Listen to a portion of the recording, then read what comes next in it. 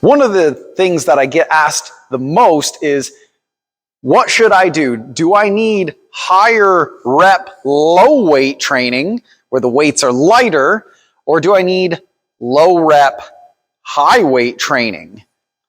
So the answer really is it depends, and you need both, really. A lot of people, there's a lot of stigma around this where heavy weights make you big and bulky, heavy weights are going to injure you, and I've talked about this many times throughout the years. And I'm going to continue talking about it until people truly understand that is not the case.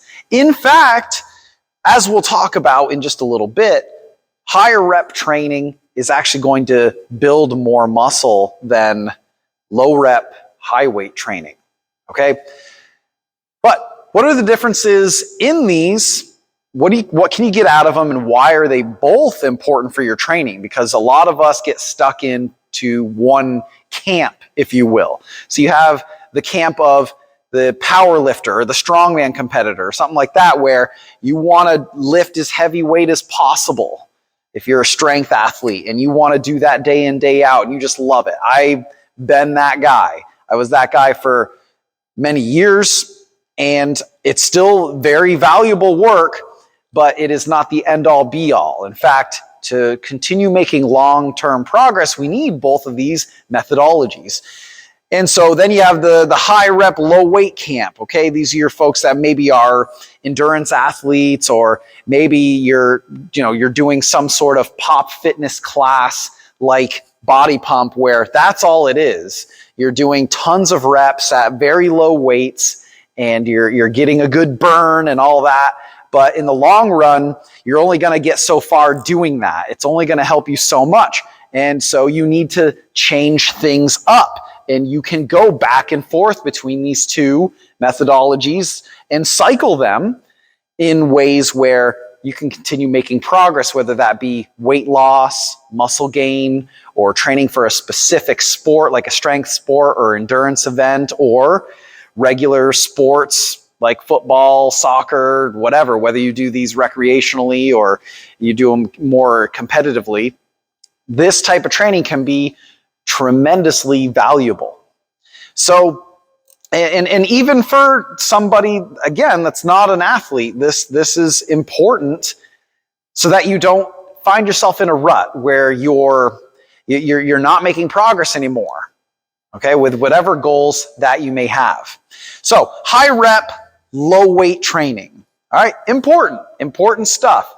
But again, not something you're going to just do every single time you go into the gym for months, years on end. But you're going to gain some muscle from this.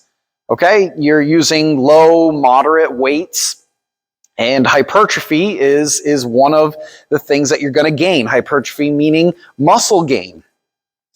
And so with the high volume, that really damages the muscle tissue predominantly, leaves you sore, which a lot of people like, even though soreness, as I hope a lot of you know that watch my stuff, soreness is a horrible indicator for a good workout. If you chase soreness, you're going to run into some problems. Trust me, I've done it. I know from experience.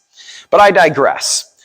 So hypertrophy, you get that from this high rep, low weight training. Work capacity increases. So muscular endurance improves, which is a great thing. Generally speaking, the rest periods are shorter in high rep, low weight training. So you're doing sets more frequently. You're building a little more cardiovascular endurance, and again, local muscular endurance as well. So this can be really good if you're pushing yourself to the brink. When you go back to the heavyweight training, you'll be able to, your body will be able to handle that and recover faster because of this. And it's a good foundational way to train. So you're going to have a good amount of variety, which means you're going to work a lot of different muscle groups. You're going to work your muscles in different ways. You're going to use maybe more exercises in general. So it's a great way to expose yourself to a lot of different movements and work on weak areas that you may have and round yourself out as an athlete. So those are some of the benefits of the high rep, low weight training that you can get. Very important stuff. However, now some things that you can't get from that with the low rep, high weight training, heavy weights, I should say. You're going to build strength, muscular strength. Okay, so it's different from hypertrophy, although a bigger muscle is a stronger muscle. So you're going to see some transfer from the high rep, low weight training to this. But getting stronger, very important for day-to-day function, whether you're moving furniture around the house, you're helping out a friend, or you're doing yard work, whatever the case may be, playing with your grandchildren, throwing them around, playing with them on the floor, carrying them to bed, whatever. Very important stuff to get stronger. Motor unit recruitment. So again, this ties into getting stronger. So when you are able to recruit more motor units, you get stronger. So I'm just going to give you a number here. If you're a complete beginner, say you can fire 30% of the motor units that you have. Motor unit is a nerve and all of the muscle fibers that it attaches to.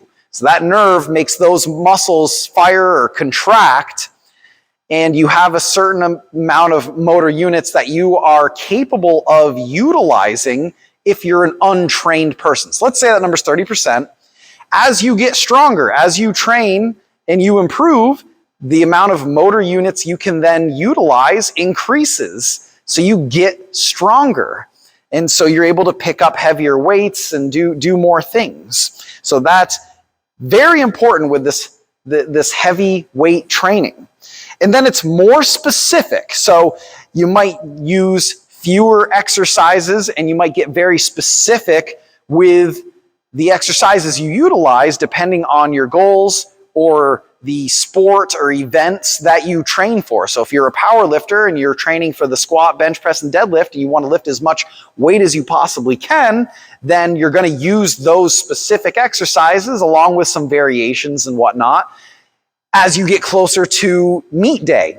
All right, same as if you're an endurance athlete, say you're a marathon runner, as you get closer to that event, you ramp up the mileage before you then taper down, of course, but as it goes, as your training as you get closer to the event, mileage goes up. Same thing with powerlifting, right?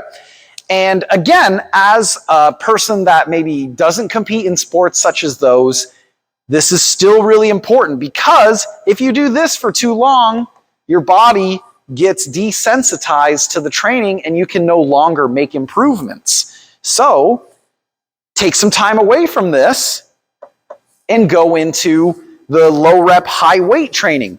Build some more strength. Build some more motor units that you can utilize. Get more specific with certain things that you do.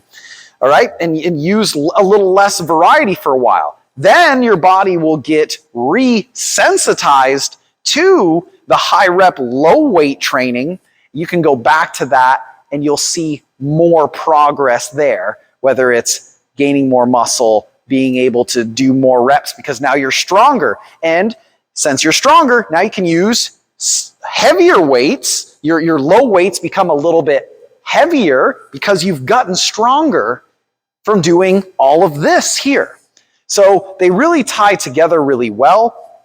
It's important to use both, not just get caught up in using one. Because then, you're going to find eventually you're going to come to a plateau that you just cannot push through, no matter how angry you get or how hard you try or how much you recover. Eventually, it happens to all of us, and we need to change things up. So utilizing both of these, very important for long-term progress, health, sport performance, whatever the case may be. So try using some of those, 3 months in this kind of cycle, 3 months here, go back and forth between the two, and I am 90% sure, I can almost guarantee you're going to find that in the long run you get better. So please comment down below if you have any questions or any experiences with this training, and thank you for listening. As always, get strong, live long.